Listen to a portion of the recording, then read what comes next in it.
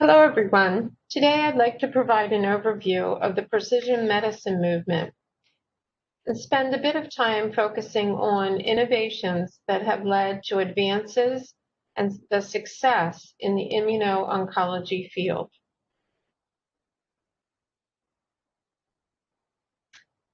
The war on cancer began in 1971 with President Nixon's National Cancer Act.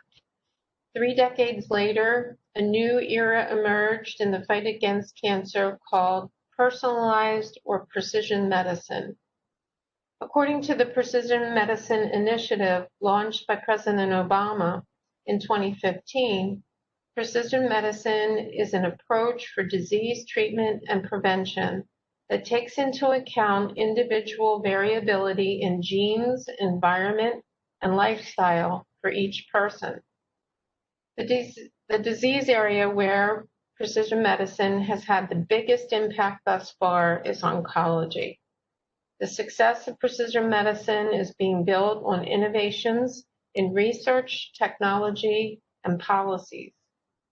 For example, advances in basic research have increased our knowledge of cancer genetics as well as the immune system's response to tumor cells. This has led to drug and therapy designs that target cancer-specific antigens and those that activate the immune system to recognize tumor cells as foreign. Advances in testing technology and data analysis have allowed us to identify more complex tumor biomarkers as well as critical biomarkers of the tumor microenvironment. Some of these biomarker assays evolve into companion and complementary diagnostic assays that play a central role in matching patients to new therapies or in guiding the dosing and sequence of these therapies.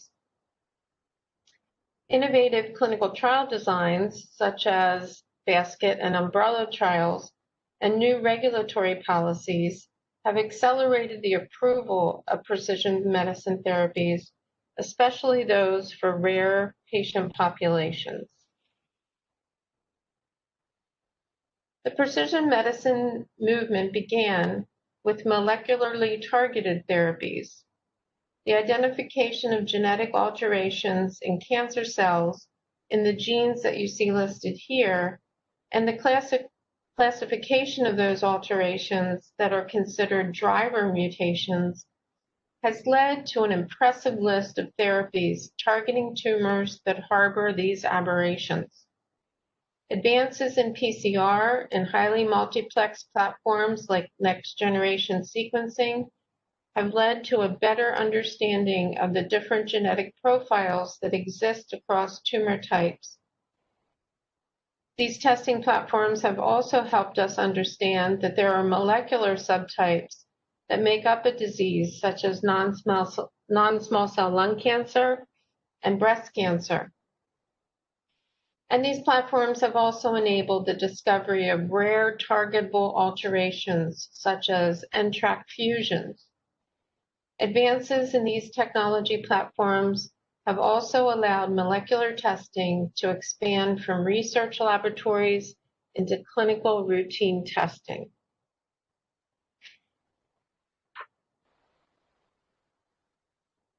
Now, this timeline showing innovations in targeted therapy development is not a comprehensive picture of all of the targeted therapy and companion diagnostic approvals, but I would like to point out a few of the key milestones that were driven by innovation.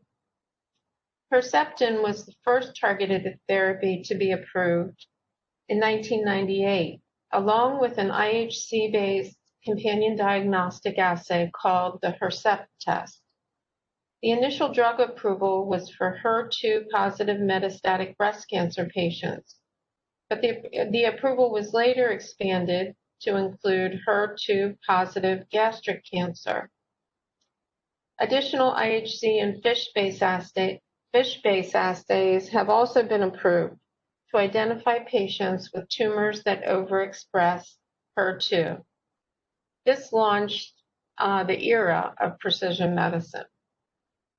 The next milestone that benefited patients with another prevalent cancer type was the approval of several therapies during 2013. These therapies that targeted non-small cell lung cancer harboring EGFR mutations. Along with the drugs, the first PCR-based companion diagnostic assays were approved that detected EGFR mutations.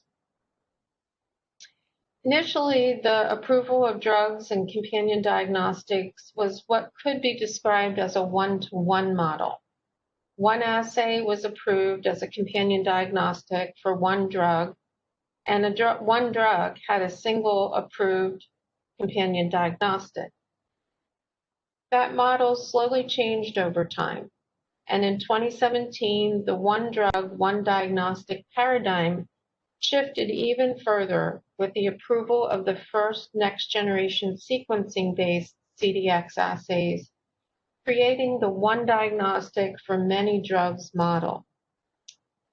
The Oncomine DX target test and the Foundation One companion diagnostic test were both approved for multiple targeted therapies, including those that targeted EGFR, ALK, and BRAF mutations. As more targeted options became available for the treatment of solid tumors, the availability of tissue samples for molecular profiling became a challenge. The next innovation noted on this timeline is the development and approval of companion diagnostic assays that utilize plasma-derived circulating free DNA rather than tumor tissue for analysis. There are now both PCR and next-generation sequencing-based liquid biopsy companion diagnostic tests. Last but not least, innovations in clinical trial designs and regulatory strategy led to the first tumor-agnostic drug approval in 2019. Biography was approved for any solid tumor harboring an NTRK fusion.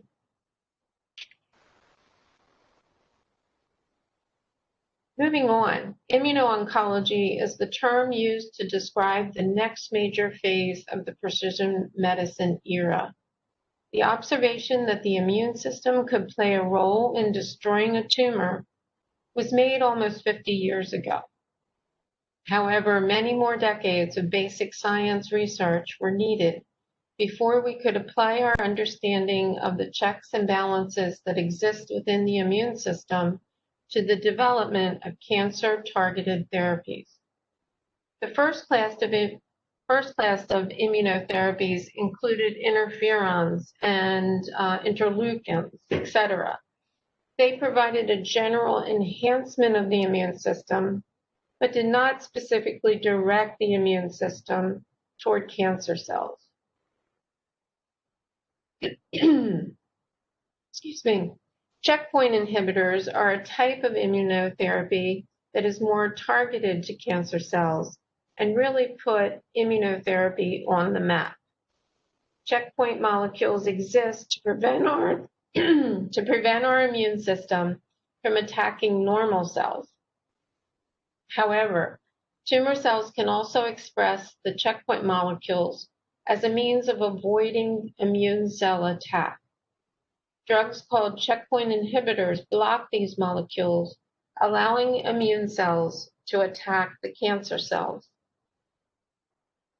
Other classes of immunotherapy include monoclonal antibodies and bispecific antibodies. These antibodies are synthetic proteins that are designed to bind to specific tumor antigens. In some cases, this interaction can trigger an immune response to the tumor cells. Bispecific antibodies are different in that they not only target the tumor antigen, but take it one step further and also bind to proteins on the surface of immune cells, bringing the T cells closer to the tumor cells to trigger an attack. Cellular immunotherapies are derived from cells isolated from donors. In other words, they use our own immune cells. Either we can isolate and expand the populations ex vivo and then infuse them back into the patient, or take those cells and engineer them to be better equipped to attack a cancer cell. In the remaining slides, I'll be focusing on diagnostics for checkpoint inhibitors and cellular immunotherapies.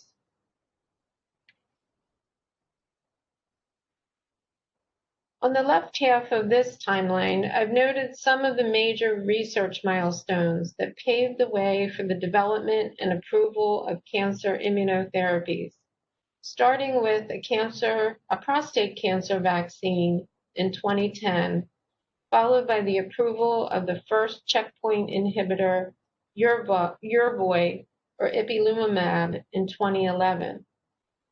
Yervoy targets the CTLA-4 checkpoint. Two additional checkpoint inhibitors, Keytruda and Opdivo, targeting the PD-1 molecule, were also approved for melanoma. Since then, the list of approved indications for anti-PD-1 therapies has continued to grow. In the last 5 years, there have been approvals of innovative combination therapies, such as combinations of two different types of immunotherapy, or one type of immunotherapy combined with standard chemo or radiation. In 2017, there was also the first tumor-agnostic approval in the immunotherapy field. This is where Keytruda was approved for the treatment of microsatellite instability high solid tumors. And I'll be explaining a little bit more about that in the coming slides.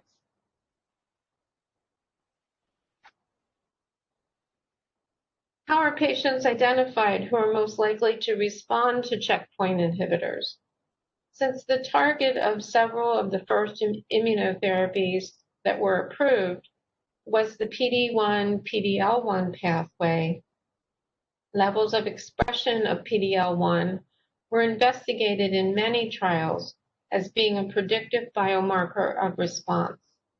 Several immunohistochemistry-based companion diagnostics and complementary diagnostic assays have been approved, and you'll see those in this table. While there are many tumor indications that have been approved for the drugs, PD-L1 IHC assays have only been approved for certain tumor types to identify patients who are most likely to respond. So why are more biomarkers and diagnostics needed to guide the selection of patients for treatment with checkpoint inhibitors? Most importantly, the complexity of matching a therapy to a tumor plus the tumor microenvironment is far greater than simply matching a drug to a genomic mutation. Some patients whose tumors are negative for PD-L1 expression have also responded to checkpoint inhibitor therapy. In addition, it's important to note that there are now multiple approved targeted immunotherapy options for treating cancers, such as non-small cell lung cancer and melanoma. Therefore, the validation of diagnostic assays that provide the most info with the least amount of tissue would be highly valuable. Finally, it's important to recognize that other practical factors, such as cost, turnaround time, and access to high complexity testing, are important to consider in the development and launch of companion diagnostic assays.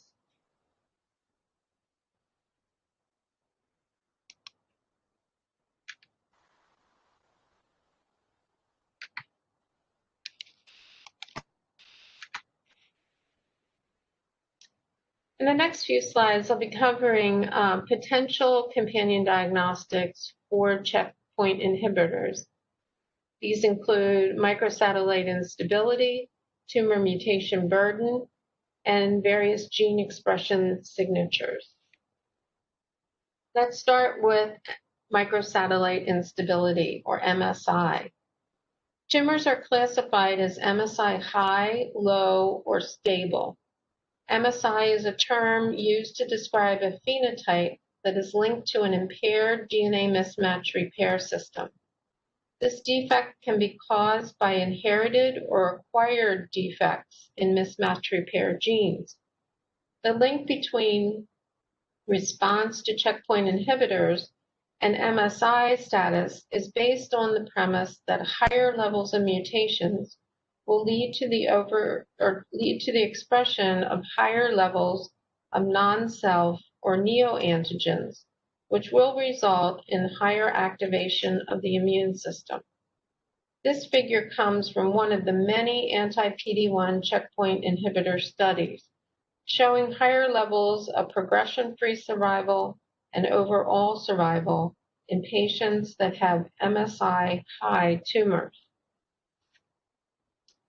There are many testing options or methodologies available that vary in complexity level for determining MSI status or deficient mismatch repair status. These include immunohistochemistry assays, PCR-based assays, and next-generation sequencing assays. Several of these assays are currently under development as companion diagnostics for checkpoint inhibitor therapies.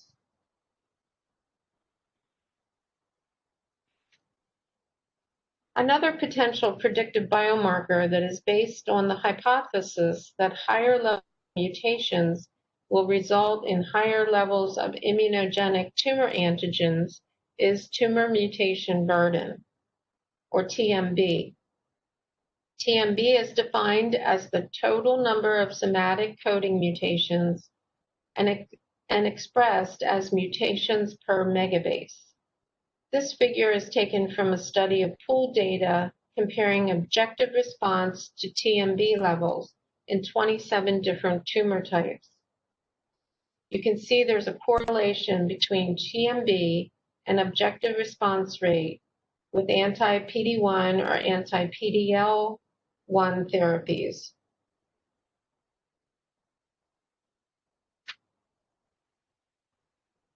Testing options for TMB are all based on next-generation sequencing. Either whole exome sequencing or targeted sequencing panels can be used to measure TMB. Tumor mutation burden testing methods and data analysis, as you can imagine, are highly complex. There are similar challenges with the use of TMB as there are with PD-L1 IHC. These challenges are lack of standardization between test methods and variability in setting the appropriate cutoff for different tumor types.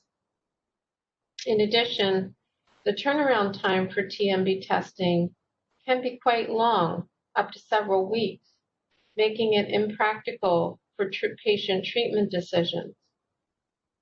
However, in 2020, the Keynote 158 trial was used to approve Keytruda for the treatment of TMB-high tumors that have progressed after previous treatment and for those who have no satisfactory alternative treatment options. The Foundation 1 CDX test was co-approved for this limited indication. Other TMB tests, the development of other TMB tests as companion diagnostics is pending.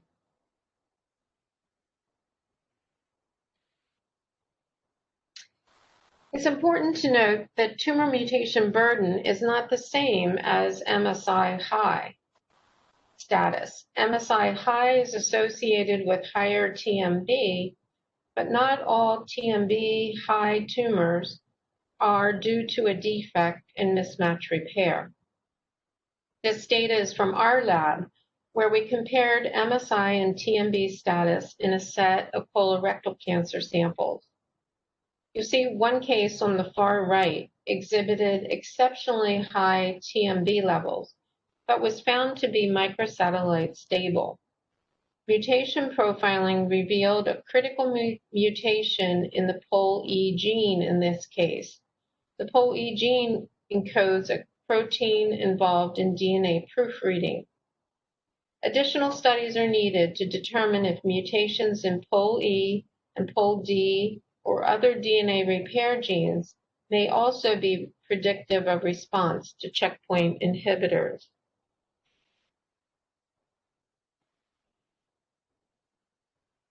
Final category I'd like to talk about today are gene expression profiling, or gene expression profiles as potential companion diagnostics for checkpoint inhibitors. Inflammation signatures of the tumor microenvironment are being evaluated as predictive biomarkers for checkpoint inhibitors. The signatures include as few as 4 genes or as many as 50 different genes, and are designed to provide an inflammation score or immune cell score. All of the methods utilize RNA extracted from tumor tissue.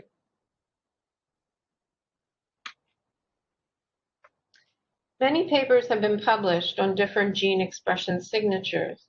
In this publication, a targeted RNA-seq panel called the Oncomine Immune Response Research Assay was used to assess the correlation of 2 different signatures with anti-PD-1 therapy in non-small cell lung cancer patients. Both 2 different signatures, one called the M1 signature and the other the peripheral T cell signature, were better at discriminating between durable clinical benefit and non-durable clinical benefit than PD-L1 IHC or tumor mutation burden. More work is needed to establish and validate these signatures as companion diagnostics. The last class of immunotherapy that I'd like to share with you is cellular immunotherapies. And there are several different types here. With TIL, or tumor-infiltrating lymphocytes, specific subsets of immune cells are isolated from a patient, expanded ex vivo, and infused back into the patient. In this situation, the treatment is similar to sending in more troops, but without any extra gear. With T-cell receptor and CAR cell therapies, this involves taking T or NK cells from patients, but instead of just activating and expanding the available anti-tumor T or NK cells, the cells are engineered to target specific cancer antigens. Then they are expanded in culture and given back to the patient. Now this therapy is like sending in more troops that have been given or have been equipped with special gear to recognize and attack the enemy. So far, 4 CAR T therapies have been approved. All 4 target CD19 in different types of B-cell neoplasms.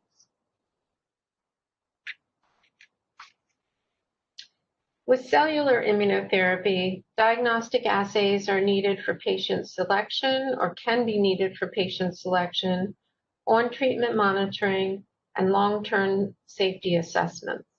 A range of testing platforms can be needed and utilized, including immunohistochemistry, PCR, flow cytometry, and next-gen sequencing.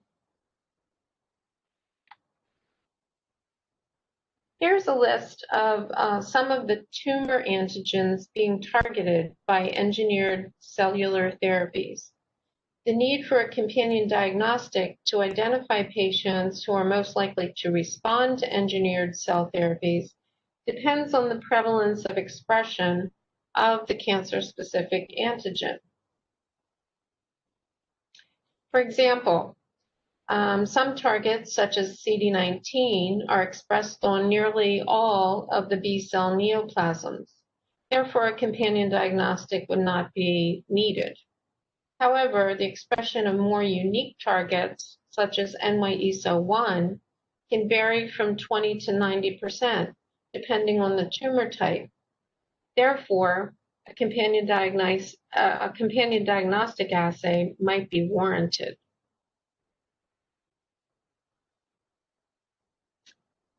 In this case study of a T-cell receptor therapy trial, IHC, PCR, and next-gen sequencing were used to assess biomarkers that could predict response.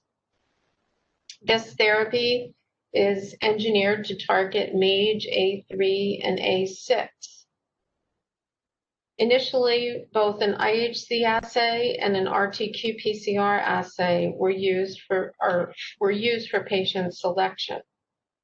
The IHC assay, however, utilized a pan-MAGE antibody, so was not specific to the A3, A6 subtypes, whereas the custom RT-qPCR assay was designed to specifically detect these subtypes within the tumor.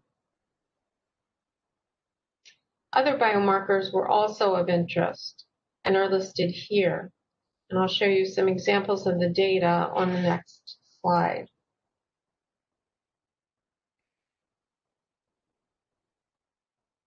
So in the phase 1 study, IHC and PCR for MAGE A3, A6 was used for patient enrollment. PD-L1 expression was also of interest, as there was a potential for developing a combo therapy of using the TCR therapy plus a checkpoint inhibitor. Therefore, the expression and co-expression of MAGE-A and PD-L1 was also explored. As I had mentioned, gene expression signatures may be predictive of response to these therapies. So targeted RNA-seq was used to express the profiles of tumor or immune cells, various immune cells in the tumor microenvironment that could be used potentially to predict response.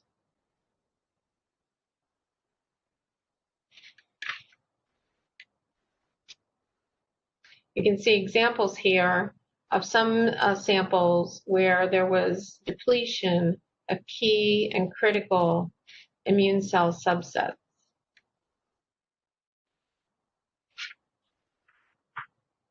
In conclusion, the development of cancer immunotherapies has provided an expanded arsenal in the war on cancer. Predictive biomarkers and diagnostics will help clinicians utilize this arsenal in the most effective way possible. Innovations as well as coordination between clinical, translational, regulatory, and commercial teams is needed to identify, validate, and launch diagnostic assays that will advance the precision medicine revolution. Thank you.